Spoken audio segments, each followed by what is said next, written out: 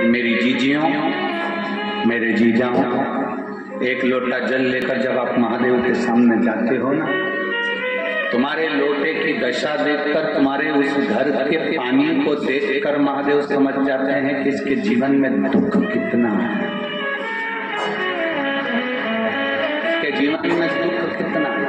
हमने अभी हरियाणा की कथा में कही था, सजसा वाली कथा में कहा था, सुदामा जी की धर्म पत्नी ने तंदूल भेजे थे। मेरे द्वारिका नाथ सुदामा की पत्नी ने जो तंदूल भेजे थे वो अपने साड़ी के पल्लू में बांध कर भेजे थे। तंदूल तो भगवान खा गए, पर उस साड़ी के पल्लू को देखकर मेरे द्वारकाधीश की आंख में आंसू आ गए, क्योंकि वो साड़ी का पल्लू नहीं था, सुदामा के घर का एड्रेस था कि हमने तंदूल भेज दी है, अब आगे की बारी तेरी है। मेरी जीजियों,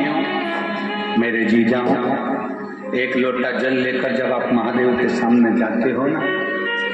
तुम्हारे लोटे की दशा देखकर, तुम्हारे उस घर के पानी को देखकर महादेव समझ जाते हैं कि इसके जीवन में दुख कितना है, इसके जीवन में दुख कितना है। हमने अभी हरियाणा की कथा में कही था, सजसा वाली कथा में कहा था,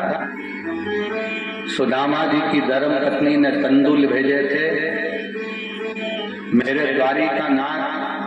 सुदामा की पत्नी ने जो तंदूल भेजे थे वो अपने साड़ी के पल्लू में बांध कर भेजे थे। तंदूल तो भगवान खा गए, पर उस साड़ी के पल्लू को देखकर मेरे द्वारकाधीश की आंख में आंसू आ गए, क्योंकि वो साड़ी का पल्लू नहीं था, सुदामा के घर का एड्रेस था कि हमने तंदूल भेज दी है, अब आगे की बारी तेरी है।